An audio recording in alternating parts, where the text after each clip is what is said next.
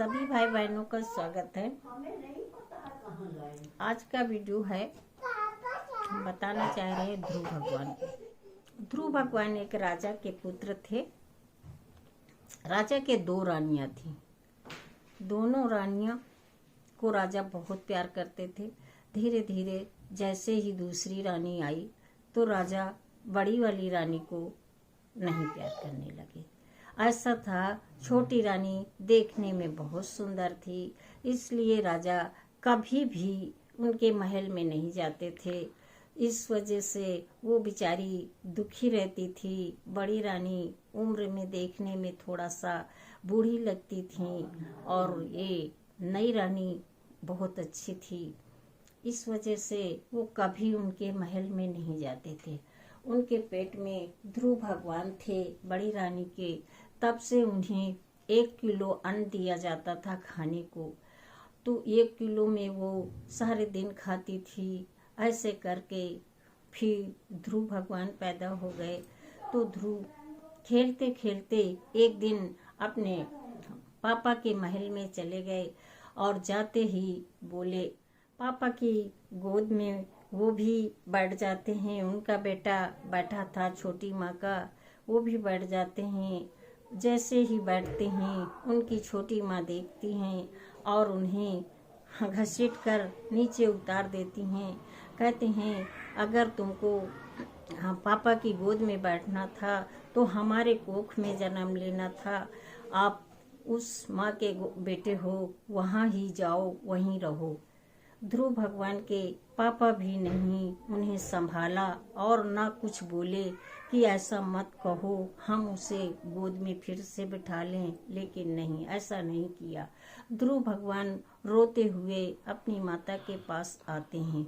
उनकी माता दौड़कर पकड़ती हैं और कहती हैं, तुम्हें कौन पीटा है बेटा, क्यों दूर खेलने मत जाया करो, इसीलिए हम रोज तुमको बोलते हैं। ध्रुव भगवान बोले, हमें कोई नहीं पीटा। हमारे पापा, क्या हमारे पापा नहीं हैं क्या? वो उनके गोद में मैं बैठ गया, उन्होंने मुझे छोटी माँ ने गिरा दिया, घसीट के नीचे उतार दिया। तो ध्रुव की माता बहुत समझाती हैं, फिर भी ध्रुव नहीं मानते। पूछते हैं, माँ ऐसा क्यों है? पापा हमारे घर क्यों नहीं आते हैं? क्या है बेटा, अभी तुम छोटे हो। माँ कहती है, बेटा अभी तुम छोटे हो, ये सब नहीं जानते हो, अभी आपके खेलने खाने की उम्र है। फिर ध्रुव भगवान बहुत जिद करते हैं, कहते हैं, नहीं माँ बताओ।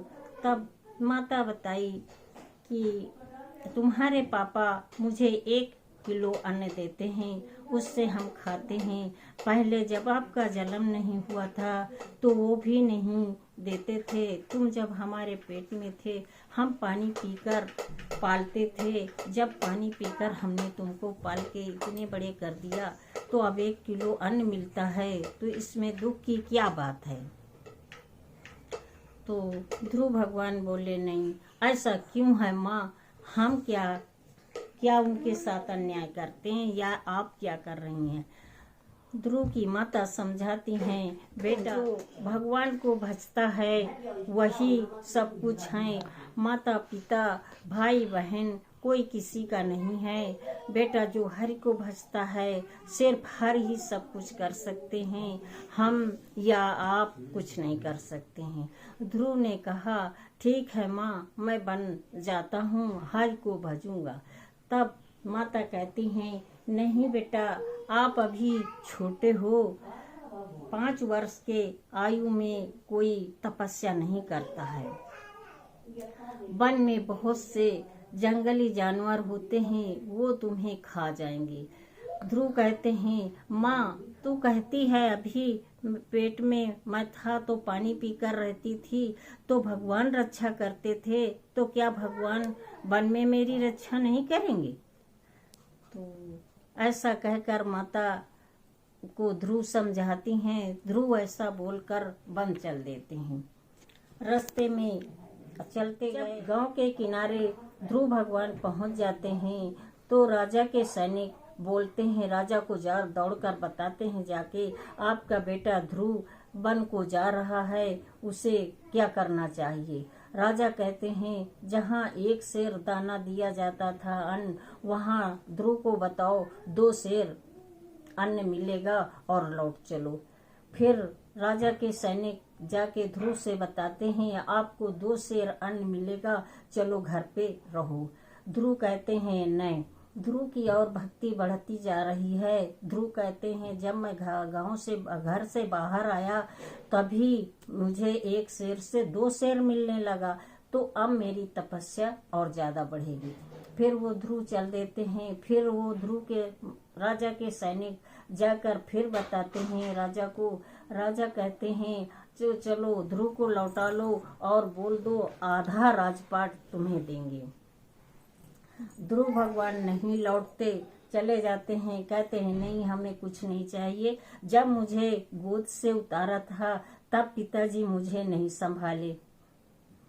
फिर ध्रुव भगवान चले जाते हैं। रास्ते में नारद जी मिलते हैं। नारद जी कहते हैं, बेटा कहाँ जा रहे हो, आप कौन हो। तब वो बोलते हैं, हम राजा के बेटे हैं ध्रुव, और हम वन में तपस्या के लिए जा रहे हैं, भगवान के बिना इस दुनिया में कोई नहीं है। तो ध्रुव नारद जी कहते हैं, ध्रुव बेटा वन में मत जाओ, वहाँ जंगली जानवर तुम्हें खा जाएंगे, तुम बहुत छोटे हो। क्या भगवान हमारी रक्षा घर पे करते हैं, तो क्या जंगल में नहीं करेंगे क्या।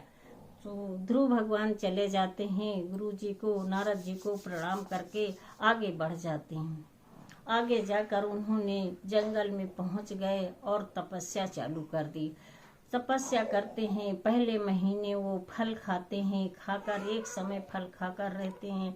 दूसरे महीने पत्ते खाते हैं, पत्ते एक समय खाकर रहते हैं। तीसरे महीने जल पीते हैं, जल पी कर रहते हैं। चौथे महीने वो हवा का वास करते हैं। 5वें महीने में वो एक पैर के बल खड़े हो जाते हैं, कुछ भी नहीं खाते, भजन में लीन होते हैं। ध्रुव भगवान इस तरह राक्षसियां जा करके नित्य गान करती हैं। उनकी माता की आवाज में बोलती हैं, बेटा मुझे छोड़कर तू वन में आ गया, मुझे बहुत कष्ट है। लेकिन ध्रुव भगवान कहते हैं, मेरी माँ इतनी शक्तिशाली है और उतनी विद्या देने वाली है, वो यहाँ वन में अकेली कहाँ से आएगी, वो ऐसा नहीं कर सकती, उस पे मुझे विश्वास है। फिर वो अपनी आंखें नहीं खोलते, भजन में मस्त होते हैं। इस तरह से उन्हें भगवान मिलते हैं, आ जाते हैं, दर्शन देते हैं। उनका सिंहासन तक डूल जाता है कि इतनी तपस्या कठिन इतना छोटा बालक कैसे कर सकता है। और फिर वो दर्शन देते हैं, बोलते हैं, बेटा तुम मांगो वरदान, तुम्हें क्या चाहिए। ध्रुव भगवान कहते हैं, हाथ जोड़कर उनको प्रणाम करते हैं। इसके बाद कहते हैं, मुझे मेरी माँ अंधी हो गई है रो रो कर, उन्हें उनकी आंखें वापस चाहिए और मुझे मेरा राजपाट पूरा वापस मिलना चाहिए। भगवान की माया, उन्होंने कहा सब कुछ होगा, जैसा आप चाहोगे वैसा होगा, आपके लिए घोड़ा, हाथी और पूरा राजपाट मिलेगा, आप घर जाओ और राज करो। वहीं से उनको भगवान घोड़े पे सवार करके भेजते हैं। वो घर आकर अपना माँ से मिलता है, माँ की आंखें वापस मिल जाती हैं और बड़े आनंद से रहने लगता है। अगर वीडियो अच्छा लगा तो लाइक करके सब्सक्राइब करना। धन्यवाद।